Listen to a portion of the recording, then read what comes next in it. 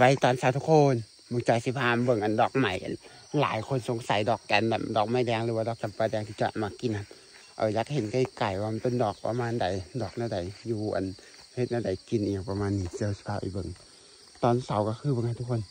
ตื่นเช้ามาน้ำหมอกโคตรหลายเลยอยู่บ้านเฮาช่วงนี้นะโอ้โหมื้อนี้โคตรหลายสุดๆเลยแหละสงสัยต้องไปน้องเขียวแหละช่วงนี้เพราะว่าไปรีวิวสถานที่ท่องเที่ยวที่หนองเขียวมันทะเลหมอกทุกคนน้ำหมอกโคตรหลายนะตอนเสาร์เดี๋ยวดิไม่เห็นยังเลย6 โมงปลาย7 โมงนะไม่เห็นยังเลย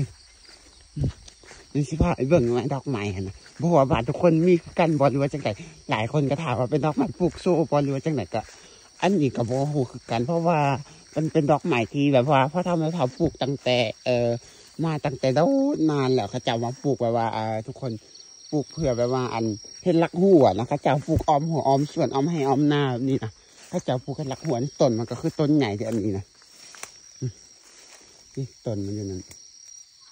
มันไม่มีแต่ต้นเดียวเดี๋ยวมันมีหลายแห่งอ้อมหน้าอ้อมส่วนหน้าผู้ใดก็ปลูกกันเขาปลูกโคตรง่ายทุกคนวิธีปลูกก็มีแต่ตัดอันนี้ตัดต้นมันไปปลูกมันบ่ใช่สีอย่างนั้นแต่มันบ่ใช่สีตัน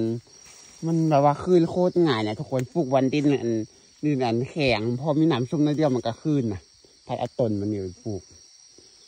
ถ้าเอาต้นมันนี่จำอันติดขี้ดินก็หักได้คือกันนี่ดอกกระสิบประมาณนี้นะอยู่ป่าจอยมาดอกไม้แดงหรือว่าดอกจำปาแดงอย่างแบบนี้นั่นแหละแต่ผู้ใดอื่นดอกไม้นี่แบบว่าจอยถามแม่บอกว่ามีแต่รุ่นพ่อทำไม่เท่าสมัยก่อนแล้วเขาเจ้าไปเอาอยู่ในเมืองมาปลูกแล้วเขาก็บ่ค่อยหูสื่อกันบางคนก็เล่นดอกกันจำปาแดงบางคนก็เล่นดอกไม้แดงงามแห้งทุกคนนี่ไปกินอันจอยไปเฮ็ดกินเนี่ยก็คือไปเฮ็ดกินคือใบม่วงเลยเด้อเอาเฮ็ดกินคือใบม่วงคือไปต้มแล้วก็มาซุปใส่ผักงาใส่นุ่นใส่นี่คือจังใบม่วงมันบ่ได้มีแต่วันนี้นะมีทั้งหนึ่งก็มีคือแบบว่ามีหลายแห่งออกไปทั้งนั้นปลูกมาตามหัวเรียบให้เรียบสวนนี่นะเห็นลักหัวลักสวนนี่มาทางนี้ก็อันนี้มันเฉพาะอยู่นาเฮานาผู้อื่นก็มีคือกันผู้ใดก็ปลูกมันย้ำนี่มันกำลังดอกคืองามเฮียนะทุกคนแต่ก่อนจอยบอกว่ากินได้เดี๋ยวเราจอยถ่ายคลิปตลอดแล้วแม่อันจอยบอกว่าดอกอันนี้กินได้เด้แต่ก่อนมันเอาไปต้มมันกับเจียวปลาแดกวสันเอาไปต้มเอาไปลวกกับเจียวปลาแดกเขาบอกว่าโคตรแซ่บวสันเราจอยก็ถามแม่ว่าเราได้กินได้นะแม่ก็บอกว่าให้กินคือใบม่วงจอยก็เลยลองเอาไปกินอันเมื่อวานนี่แหละคือโอ้โหทุกคนแซ่บเองคือแบบว่ามันแซ่บกว่าใบม่วงเลยเด้อเพราะว่ามันบ่มีใบม่วงอย่างว่าสิขมฝาดอันนี้บ่มีขมบ่มีฝาดจะ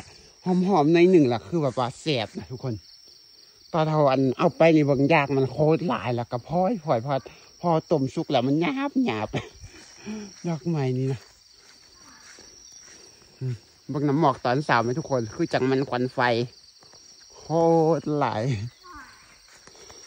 แล้วพบกันใหม่คลิปหน้าแล้วก็บ๊ายบาย